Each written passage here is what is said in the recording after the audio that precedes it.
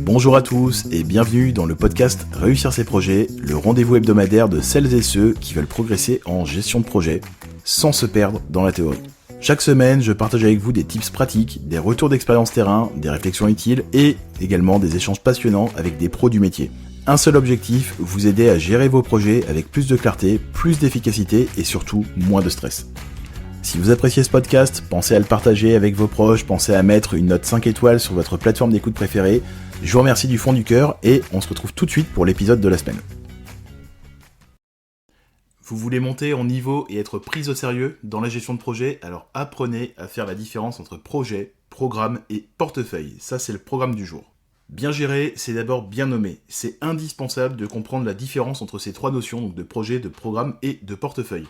Alors ok, vous gérez un projet. Vous voyez parfois passer des contenus sur LinkedIn par rapport à la gestion de programme, par rapport à des postes de responsable programme, donc par rapport au programme de manière générale.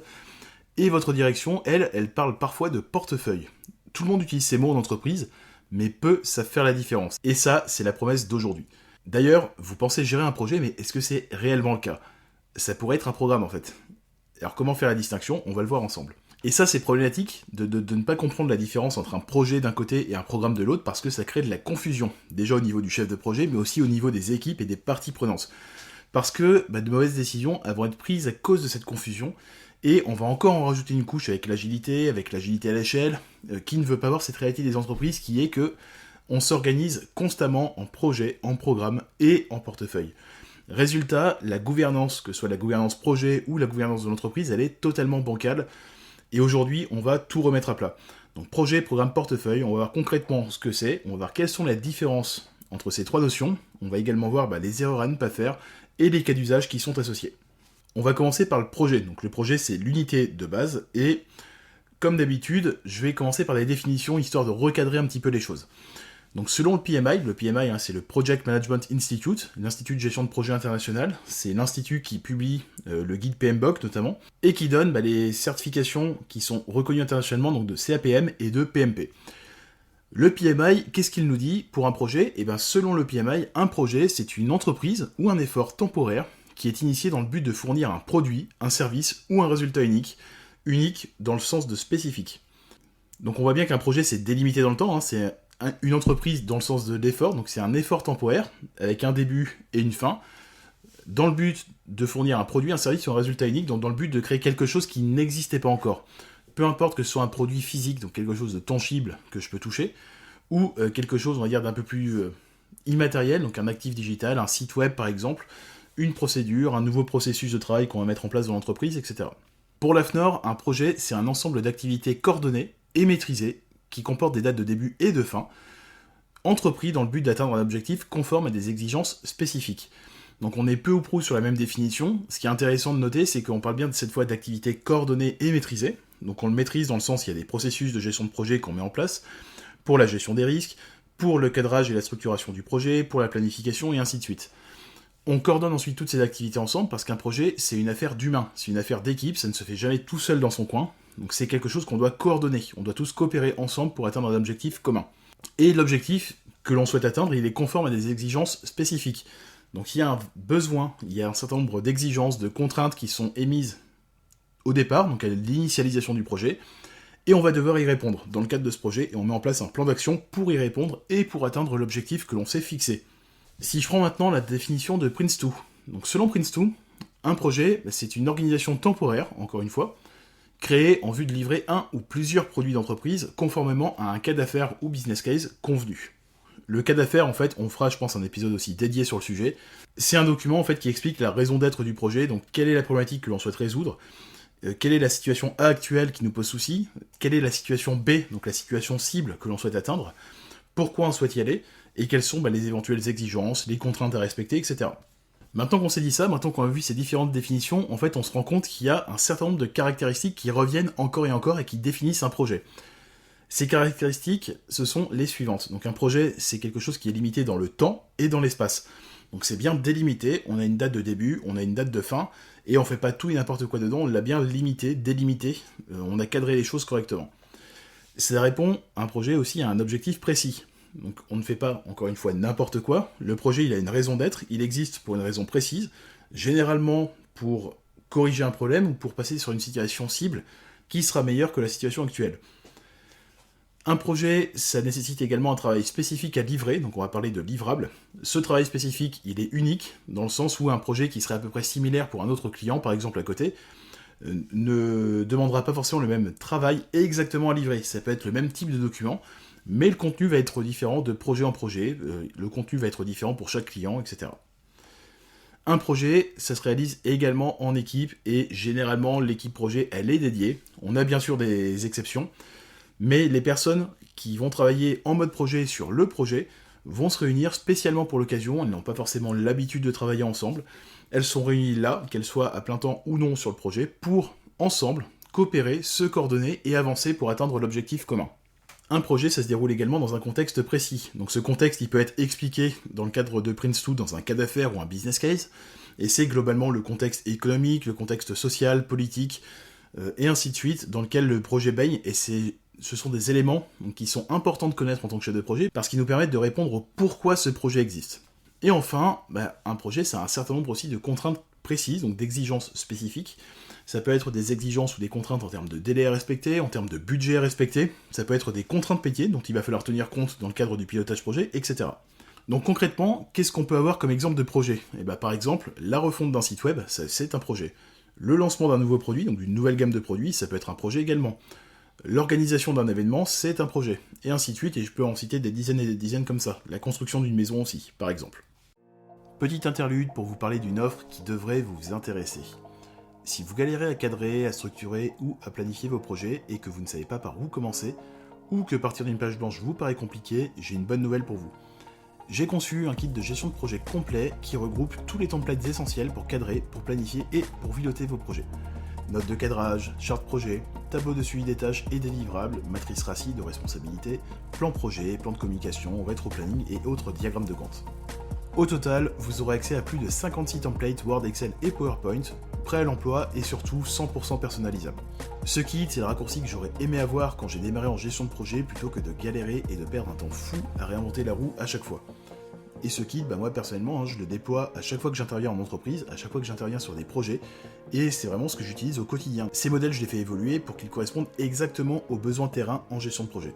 Je le constate à chaque fois que j'utilise ce kit, sur des projets aussi bien IT que digitaux ou encore internationaux, ces templates font toute la différence. Pour en savoir plus et télécharger le kit, rendez-vous sur réussircesprojets.com/kit, KIT. Allez, on retourne à l'épisode. On va maintenant s'intéresser au programme. Donc le programme, c'est quoi ? C'est l'échelle au-dessus du projet. Un programme, c'est un ensemble de projets qui sont liés entre eux, donc qui ont généralement un objectif commun, et qui sont pilotés de façon coordonnée pour en tirer un bénéfice global. Ces projets, pourquoi ils sont réunis au sein d'un programme ? Parce que les gérer de façon coordonnée, donc dans un même programme, ça apportera plus de bénéfices que si chacun de ces projets était géré séparément les uns des autres. Ça veut dire quoi ? Ça veut dire que concrètement, on a des projets, donc imaginons qu'on ait 15 projets dans un même programme. Chacun de ces projets va pas forcément se gérer là tout de suite maintenant en parallèle, donc ils peuvent être cadencés dans le temps, un petit peu comme un planning projet. Chacun de ces projets peut être suivi potentiellement par une personne, donc un chef de projet différent, qui ne serait pas forcément la même personne qui gère le programme. On peut avoir plein d'autres cas de figure, on peut avoir une personne qui gère le programme et qui pilote tous les projets, mais des projets qui vont se séquencer les uns à la suite des autres. On peut tout imaginer en termes de structure. Ce qu'il faut comprendre, c'est que on a les projets donc qui se pilotent vraiment au niveau opérationnel, et on a le programme donc, qui est à l'échelle au-dessus, un cran au-dessus, où là on ne va plus piloter des tâches sur le programme, mais des interdépendances entre projets. On ne mesure plus l'avancement d'un projet, donc est-ce que j'ai bien avancé par exemple sur ma liste de tâches, ou est-ce que j'en suis globalement en pourcentage d'avancement sur mon projet. Ça se fait toujours au niveau du projet, mais quand on parle de programme, on va regarder l'avancement du programme dans son ensemble. Ça veut dire quoi ? Ça veut dire qu'on va consolider les informations des différents projets qui le composent pour avoir une vue d'ensemble. On ne parle plus non plus en livrable opérationnel, ça c'est au niveau du projet. En termes de programme, on va parler de bénéfices. Et enfin, on va aussi anticiper des effets de levier entre projets. Par exemple, la mise en place d'un nouvel ERP, c'est un programme, c'est pas un projet. Et ça, malheureusement, il y a beaucoup d'entreprises qui ne le comprennent pas, mais c'est bien un programme. Tout comme la transformation numérique de l'entreprise, c'est un programme, parce qu'en fait, ça va se décliner en plein de sujets différents derrière pour les différents métiers. De la même manière, la sécurisation d'un système d'information, c'est un programme. Ça, c'est l'objectif commun. On veut sécuriser toutes les briques qui composent le système d'information de l'entreprise. C'est un programme, c'est le même objectif. Par contre, je vais avoir un projet qui va s'occuper du serveur de messagerie pour mieux le sécuriser. Premier projet, du programme. Second projet, on va mettre en place du VPN pour télétravailler à la maison. Troisième projet, je vais mettre en place de la double authentification. Donc c'est le fait de recevoir un SMS pour valider que c'est bien vous qui essayez de vous connecter, ou d'utiliser des applications comme Microsoft Authenticator, Google Authenticator, et saisir un code à 6 ou 8 chiffres. Donc tout ça, ce sont des projets différents, en fait, ce sont différentes manières de décliner le fait d'améliorer la sécurité du système d'information. Et il faut bien comprendre cette nuance entre projet d'un côté et programme de l'autre. Maintenant qu'on s'est dit ça, chaque projet d'un programme a sa vie. Et chaque projet peut avoir sa propre équipe projet, peut avoir son propre chef de projet. Mais tous ces projets, donc, qui sont réunis au sein d'un seul et même programme, ils ont un objectif commun, c'est celui du programme. Donc l'objectif commun, ça peut être la sécurisation du système d'information, ça peut être la transformation numérique ou digitale de l'entreprise, ça peut être la mise en place d'un ERP donc, à tous les niveaux, donc dans toutes les structures, dans tous les services de l'entreprise, etc. Je vais revenir un petit peu là-dessus parce que c'est vraiment là que règne la confusion, c'est comment savoir si c'est un projet ou un programme. Donc je vous ai parlé de la sécurisation du SI tout à l'heure. Là je vais prendre l'exemple de la mise en place d'un ERP. Donc je mets en place un ERP, on pourrait se dire oui, je mets en place un seul outil dans l'entreprise, c'est donc un projet. Projet hyper volumineux, projet hyper complexe, projet qui va nécessiter beaucoup de conduite du changement, de communication, d'accompagnement en interne, etc. Pour moi, c'est pas un projet, c'est un programme, et je vous explique pourquoi. Parce qu'un ERP, ça a un certain nombre de modules. On va pas forcément tout déployer en même temps. C'est quelque chose qui va se faire dans le temps. Parfois, on va déployer les premiers modules pour que les utilisateurs finaux puissent commencer à se saisir de l'outil, à l'appréhender, commencer à comprendre comment ça fonctionne, et comment ça va modifier leurs processus de travail qui sont en place aujourd'hui. Et on va ensuite déployer de nouvelles fonctionnalités, de nouveaux modules, etc. Ces déploiements de modules, on pourrait les voir comme des lots, on pourrait les voir comme des sous-projets, mais en fait, ce sont des projets à part entière. Donc par exemple, déployer le module de comptabilité dans l'ERP, c'est un projet à part entière. Déployer le module de ressources humaines, c'est un projet à part entière. Déployer le module de gestion de relations clients, c'est un projet à part entière également. Et donc l'ensemble de ces projets, mis bout à bout, donc cumulés ensemble, ça donne le programme mise en place d'un ERP dans l'entreprise. Troisième notion importante à connaître, le portefeuille. Donc le portefeuille, c'est vraiment la vision stratégique et business. Donc on recule encore d'un cran, on est encore plus macro, et cette fois, on arrive au niveau d'une business unit, voire même d'une entreprise. Un portefeuille de projet, qu'est-ce que c'est ? C'est l'ensemble des projets et des programmes d'une organisation qui sont classés et priorisés en fonction de leurs valeurs stratégiques. Donc l'objectif d'un portefeuille, c'est l'alignement stratégique, c'est l'optimisation des ressources en interne, la gestion des arbitrages également, et le suivi de la performance globale. On ne peut pas tout faire en même temps, et cette vision portefeuille, donc cette vision stratégique et business, elle permet de dire ce qu'on est en train de faire maintenant en termes de projet, ce qu'on va reporter, voire même ce qu'on va abandonner. Donc cette gestion des arbitrages est au cœur même de la gestion de portefeuille. Pourquoi ? Parce que généralement, dans un portefeuille d'entreprise, donc on a les projets stratégiques qui permettent d'atteindre les objectifs stratégiques que l'entreprise, que l'organisation s'est fixés. On a des projets qui vont être ensuite, on va dire, internes aux différentes directions ou aux différents services. Donc, par exemple, en informatique, j'ai un serveur mail qui commence à être un petit peu obsolète, qui tourne sur ce qu'on appelle Exchange 2013. J'ai besoin de faire une montée de version parce qu'on est en 2025, il y a des failles de sécurité, il y a des fonctionnalités supplémentaires qui peuvent être intéressantes pour l'organisation. C'est un projet de montée de version, donc on ne met pas en place finalement de nouvelles applications, mais il y a une migration de l'application version 2013 vers 2025 à faire, il y a des données à reprendre, il y a des nouvelles fonctionnalités qui vont s'ajouter, ou des choses qui vont aussi être modifiées en termes de menus, etc. Et donc il y aura de l'accompagnement en changement à mener auprès des utilisateurs. C'est un projet purement interne DSI, mais qui va impacter le reste de la société. Et des projets comme ça, en fait, on en a énormément au sein des différentes directions, au sein des différentes business units. Et le problème des entreprises qui ne font pas de gestion de portefeuille et qui n'ont pas cette vision portefeuille, c'est qu'en fait, pour elles, il y a peu de projets en interne puisqu'elles ne voient que les projets stratégiques qui ont été initiés par la direction générale. Et ça, c'est une énorme erreur, parce que tout le reste, qui monopolise 70-80% du temps, voire même plus pour les équipes, en fait, n'est pas visible. Et c'est à ça que sert la gestion de portefeuille, c'est de rendre visible l'ensemble des projets, peu importe le sujet, qui sont aujourd'hui actifs au niveau de l'entreprise. Et sur cet ensemble de projets, on va avoir en fait à prioriser tel ou tel projet, tel ou tel programme en fonction de la valeur stratégique que ça peut amener, en fonction des sujets, et ainsi de suite. Par exemple, le projet de migration Exchange dont je vous parlais, donc de migration de serveurs de messagerie sur une version plus récente, de 2013 vers 2025, Est-ce que ça apporte de la valeur stratégique à l'entreprise? Est-ce que ça apporte du nouveau business? Absolument pas. C'est un projet qui va plus coûter de l'argent qu'autre chose. Ceci dit, il va permettre de combler des failles de sécurité. Donc il va permettre en fait à l'entreprise d'améliorer la sécurité de son système d'information. Et il va permettre également de nouveaux usages, notamment des usages un petit peu plus modernes, un petit peu plus nomades, avec du télétravail, avec du coworking, et ainsi de suite. Et c'est en ça que ce projet il peut être important, et ça c'est une décision qui va devoir être prise au niveau donc, de l'organisation, c'est-à-dire au niveau du comité exécutif, du COMEX, ou du CODIR, du comité de direction. L'objectif de ce portefeuille de projet, c'est vraiment de donner la vision de l'ensemble des projets au plus haut niveau de l'organisation pour ensuite prendre les décisions qui vont bien. Par exemple, dans un de mes précédents jobs, donc j'ai géré en tant que manager d'équipe un portefeuille de 70 projets IT. Donc c'est énorme, je vous le dis tout de suite, c'est vraiment énorme. Dans ces projets IT, j'avais des projets, on va dire 100% internes à la DSI, donc à la direction des systèmes d'information. J'avais des projets de mise en place de nouvelles applications métiers, donc initiées par les différentes organisations métiers. Et je me retrouvais, moi, avec mon équipe, impacté sur l'ensemble de ces 70 projets. Il fallait qu'on arrive à gérer ce portefeuille, ces projets dans le temps. Vous vous doutez bien que je ne les pilotais pas forcément au quotidien. J'avais une équipe pour ça, donc j'en pilotais certains. J'ai des membres de mon équipe qui pilotaient d'autres projets. Et moi, mon job, c'était vraiment de m'assurer que tout ça, ensemble, ça avance. Et c'était d'organiser ces projets donc en différents programmes, quand c'était nécessaire, de les prioriser en fonction de la stratégie de l'entreprise, en fonction de la disponibilité de mon équipe, en fonction des sujets qu'on pouvait avoir du côté des métiers, parce que parfois, en fait, mes parties prenantes métiers n'étaient pas disponibles, donc ça ne servait à rien de continuer à avancer avec un éditeur sur un sujet si, en fait, j'avais pas de répondant côté métier. On allait juste, en fait, perdre notre temps, et donc c'était plus intelligent à ce moment-là de reprioriser les équipes sur des sujets qui étaient plus immédiats. Cette priorisation, elle se faisait également en fonction des besoins de la DSI, donc l'obsolescence des équipements, l'obsolescence des serveurs, les mises à jour de sécurité, les nouvelles technologies qu'on peut intégrer au fur et à mesure dans le système d'information, les mises à jour réglementaires, et ainsi de suite. Moi, personnellement, je rendais compte au DSI, donc au directeur des systèmes d'information, mais aussi au comité de direction, parce que ce n'était, comme je vous l'ai dit, pas que des projets qui étaient initiés par la DSI. Alors ce travail de gestion de portefeuille et de priorisation, il m'a permis de faire quoi? En 4 ans, en fait, on est passé d'un système informatique clairement obsolète, c'est-à-dire que quand je suis arrivé en 2018, en fait, l'ensemble de la société tournait sur des PC qui avaient 10 ans, donc c'était des ordinateurs fixes qui fonctionnaient sur Windows XP. C'était normal que toutes les applications métiers plantent, et donc c'était normal que l'ERP qui était nécessaire à 90% des employés tombait un jour sur deux.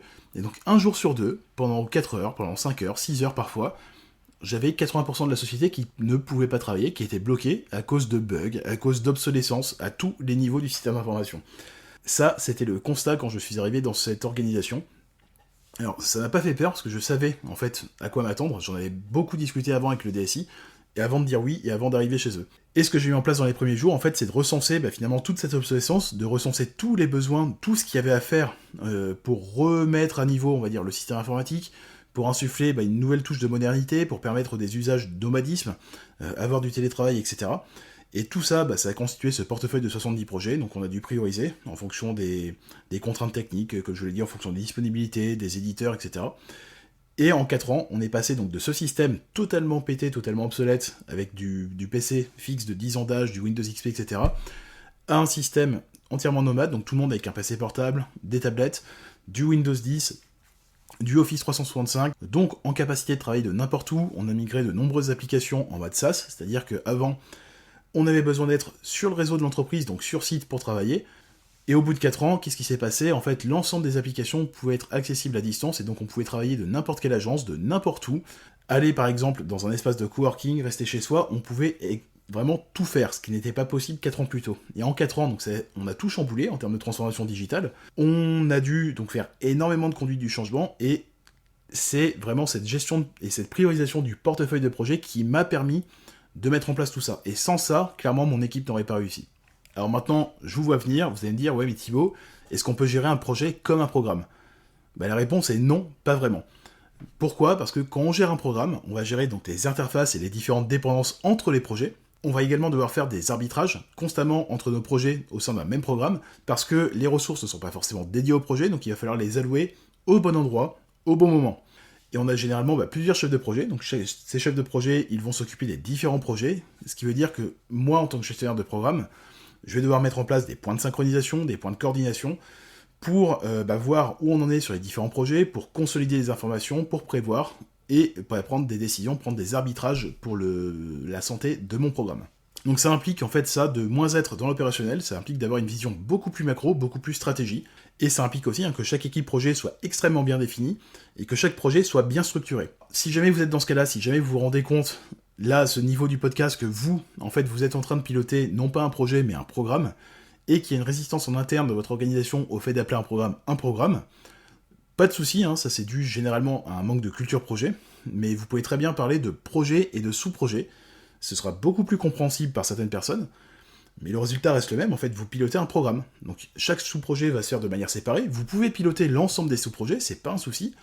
Par contre, toutes ces données, donc toutes les stats, toutes les informations, donc les informations en termes d'avancement, en termes de progression de ces différents projets ou sous-projets, ça doit remonter et être consolidé au niveau du programme. Alors je vous l'ai dit en intro, les entreprises elles ont un vrai problème avec les programmes et les portefeuilles. Pourquoi ? Parce que ces mots en fait ils sont généralement très connotés et ils sont aussi très mal utilisés. Alors déjà, on a beaucoup de mal en France à comprendre la distinction entre gestion de projet et planification. Dans la tête de beaucoup de personnes, gestion de projet égale je planifie des tâches, j'ai une séquence de tâches, j'ai un ordonnancement, je suis l'avancée de cet ordonnancement et on s'arrête là. Et en fait ça, c'est juste un domaine de la gestion de projet. On a la gestion des parties prenantes, on a la communication, on a le cadrage et la structuration du projet, la gestion des risques, la gestion des contrats, s'il y en a avec des sous-traitants ou des fournisseurs par exemple, et ainsi de suite. Donc déjà, la gestion de projet, ce n'est pas que de la planification. Donc une fois qu'on a compris ça, en fait, on va pouvoir commencer à comprendre la notion de programme et de portefeuille. Il y a un exemple que j'utilise tout le temps face à des personnes un petit peu récalcitrantes ou qui ont beaucoup de mal à appréhender ces notions, c'est de dire qu'un projet, c'est la construction d'une maison. Construire le lotissement, c'est un programme, puisqu'on va construire un ensemble de maisons regroupées au sein d'un lotissement. Et le fait de construire plusieurs résidences ou plusieurs lotissements, ça c'est un portefeuille. Le vrai problème, c'est que les organisations, elles n'ont aucune idée des projets qui vont composer leur portefeuille, et comme je vous l'ai dit, parfois ce n'est même juste pas rendu visible au niveau des directions, et donc encore moins au niveau de la direction générale. Chaque service va gérer un petit peu ça dans son coin, sans outils partagés, sans culture projet, et tout le monde veut tout faire en parallèle, encore une fois, chacun dans son coin, mais en faisant appel aux ressources des autres.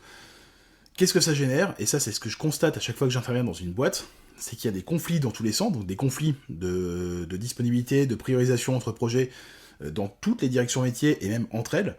Ça génère beaucoup d'arbitrage, beaucoup de discussions, de débats, beaucoup de frustration et de temps perdu aussi, et le vrai problème, c'est qu'il y a zéro vision d'ensemble. Donc à un moment donné, personne n'est capable de se poser en comité de direction ou en comité exécutif et de dire « voilà l'état de l'entreprise, voilà l'état de l'ensemble des projets qui sont aujourd'hui actifs dans l'entreprise, voilà où nous consommons nos ressources, et ça c'est la base de tout, c'est la base de la gestion de portefeuille, et sans ça malheureusement c'est un espèce de bordel organisé au niveau de l'entreprise, et par contre plus on va descendre vers les équipes opérationnelles, plus ce sera géré puisqu'on redescend au niveau du projet. Quand je coach des chefs de projet, je leur dis toujours qu'il faut voir beaucoup plus loin que le projet, il faut penser stratégie et business.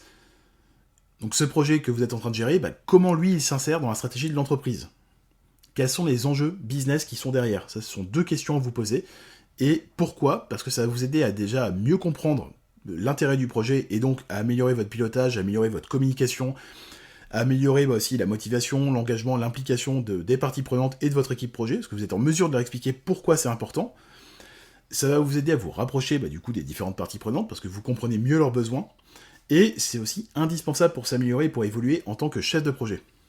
Alors je vous le dis, vous le savez probablement, j'ai travaillé pendant des années en société de services, donc en ESN, en entreprise de services du numérique. J'ai géré des projets de migration et d'évolution informatique pour de nombreux clients dans différents secteurs d'activité. Et en fait, rapidement, moi je me suis naturellement rapproché des équipes commerciales. Pourquoi ? Parce que j'avais besoin de mieux comprendre les enjeux derrière pour eux et pour leurs clients. J'avais besoin de comprendre comment ça a été vendu, quelles avaient été les discussions avec le client, et pourquoi ils en étaient arrivés à l'offre qu'on me présentait, qu'on me demandait finalement de mettre en place en termes de projet. Et ça a fait la différence par rapport à mes collègues de l'époque. Pourquoi ?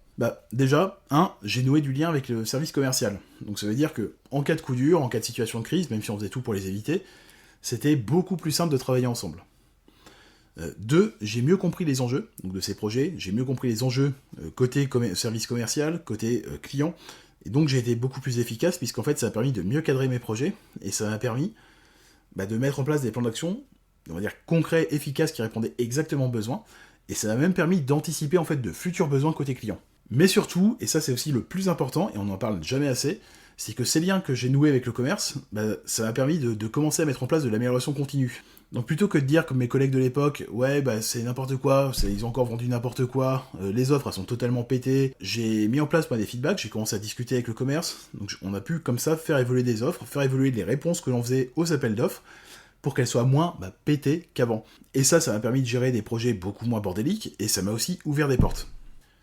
Pour conclure, je dirais qu'un projet, c'est une unité d'action, donc c'est quelque chose de concret, quelque chose d'opérationnel. C'est ce qu'on va gérer vraiment au quotidien pour délivrer un livrable qui va être vraiment tangible, réel.